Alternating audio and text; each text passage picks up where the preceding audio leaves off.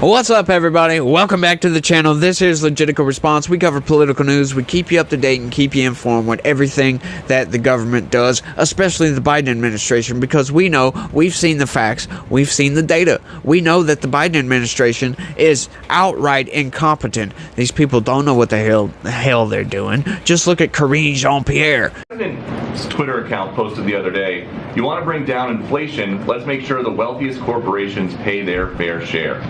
How does raising taxes on corporations reduce inflation?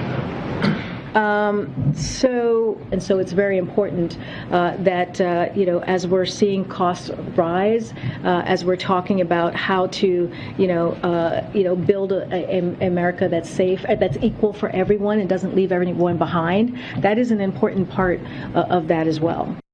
She drops the ball constantly on things, doesn't know what she's doing, has moments of absolute unclarity where she's just standing there, right? Jen Psaki was way better than her, but look where Jen Psaki is now. MSNBC. So that's where the Biden administration goes to, I guess, vent their frustrations once they quit their political job and get back into, the private sector or whatever. Yeah, Jen Psaki was really good at lying. She could lie like nobody else. And that's what these people do. These people are constantly lying. That's the thing about liars when you think about it, especially if you're a Democrat. These days, you have to constantly lie because the mainstream narrative machine has to be upheld, y'all. We have to promote our narrative that orange man bad, Republicans are evil. We have to promote that narrative. So you got to think about how many lies do these people actually have to keep up with, because they're constantly lying, right? Like a liar, that's the bad thing about being a liar, right? You have to constantly keep track of all the lies you say so you don't get caught in another lie. But these people, they tell so many lies, eventually they're going to get caught lying to somebody, right? Yeah, that happens all the time to these people because I'm constantly pointing out the lies of the corporate press. Oh, like they're going ranting now. We've got a Hannibal Lecter hoax. Oh, Donald Trump says Hannibal Lecter's a wonderful guy. You go look at the quote. Yeah, he was talking about criminal aliens coming into this country, being let out of insane asylums, and he was out, oh, they're like Hannibal Lecter. He's a wonderful guy. Just a joke. But they're going to take it to extreme. They're going to make you think that, oh, Hitler over here, Orange Man Hitler, is now a cannibal because cannibal is the word of the year. We had those cannibals off up in, what was that, Haiti? I guess that cannibal gang, supposedly. But there was a lot of misinformation around that as well. But, Jen Psaki is crazy, y'all. Check this out. Psaki to remove lines about Biden at ceremony for fallen soldiers from new book. Oh yeah, this was a big controversy, and what they're talking about is when everybody absolutely excoriated Joe Biden for sitting at this ceremony for the 13 soldiers that died because of Joe Biden's failed Afghanistan withdrawal, right? Like, everything was planned out. Trump had the plans to get out of Afghanistan. Everything was laid up, and Joe Biden comes in and says, destroy that plan, by the way. Let's make up another plan. And it absolutely blew up in their freaking face, and it failed dramatically. We saw the video. We know what went on with that. I don't have to go over that again. But that's what this story is about. She wrote a book, and in there, she was talking about this, and she actually lied in the book. Now, these people should know better than this, but they don't seem to care. They just want to lie to keep up their narrative. But hang on, she's having to retract this from new books. Oh yeah, we'll see that in the story. Yeah, check this out. This is just nuts, y'all. Former White House press secretary and current MSNBC host Jen Psaki says she will remove a passage from her new book about President Biden looking at his watch during a ceremony for soldiers killed during the U.S. withdrawal from Afghanistan. Yeah, she actually lied about that.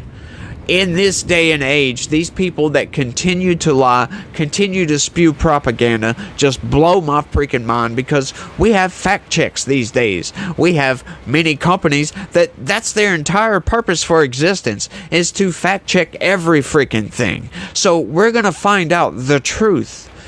And so you can't write a freaking book and put some lies in there and think nobody's gonna point that out. I mean, is that what they really thought was going to happen? That she was going to lie in this book? Or does the lie just come second nature to these people and they just automatically default to a lie because that's what they're best at and that's all they seem to do? Just default to a lie. Oops, I lied. Sorry. In Say More, Psaki wrote that Biden looked at his watch only after the ceremony had ended. Moments later, he and the First Lady headed toward their car, which was a lie. We all know that.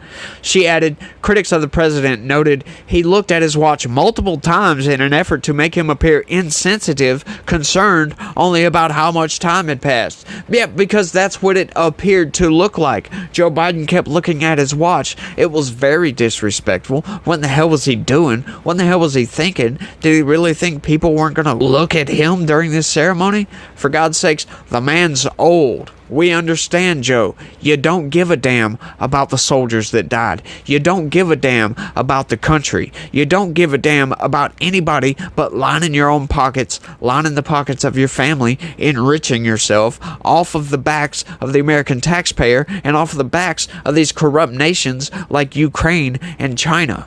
All this BS with his son. Yeah, that just proved that Joe Biden is the absolutely most corrupt politician we've ever had in this country. Hands down, bar none. Prove me wrong. Yeah, Menendez ain't got shit on Joe Biden. I ain't gonna lie about that. Axios reported on Monday that Psaki's account was at odds with fact checks at the time, pointing to accounts from photographers on the ground, Gold Star families in attendance, and fact checks from USA Today and Snopes, who, by the way, Snopes isn't a real fact check.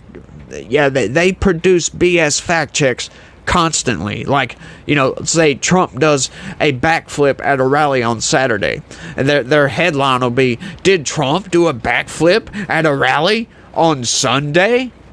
And then they'll go on to say that no, blah, blah, blah, blah, blah. And then down there at the bottom, they'll say, no, he didn't do a backflip Sunday. It was Saturday.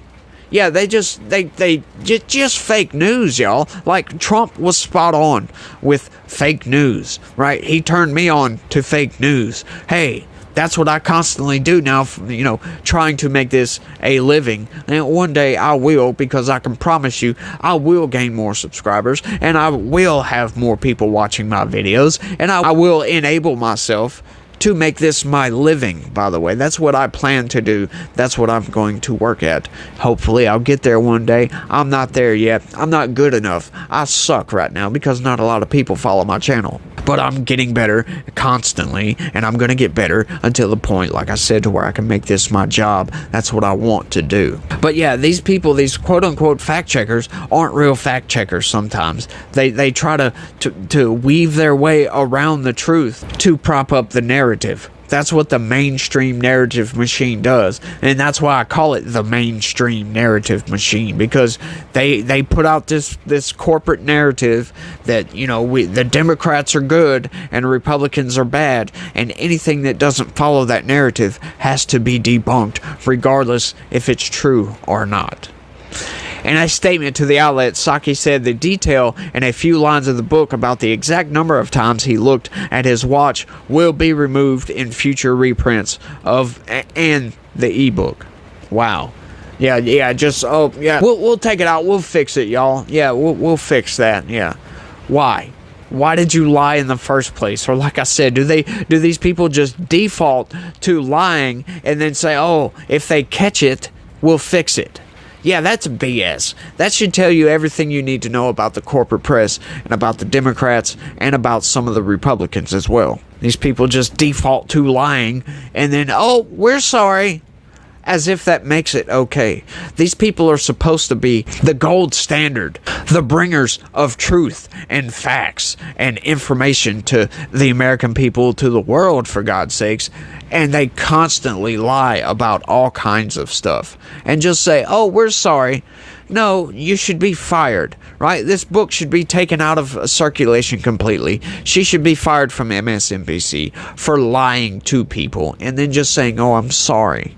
For a lie, for an intentional lie. You're intentionally trying to mislead people. That's the whole reason for existence on my channel, is to be a fact checker and to counter the narrative, if you will. That's why I'm a counter narrative machine, or I will be one day. The story on Afghanistan is really about the importance of delivering feedback, even when it is difficult, told through my own experience of telling President Biden that his own story of loss was not well received by the families who were grieving their sons and daughters. She added, yeah, that's something else that Biden needs to stop freaking doing, right? Like, he did that in his State of the Union address.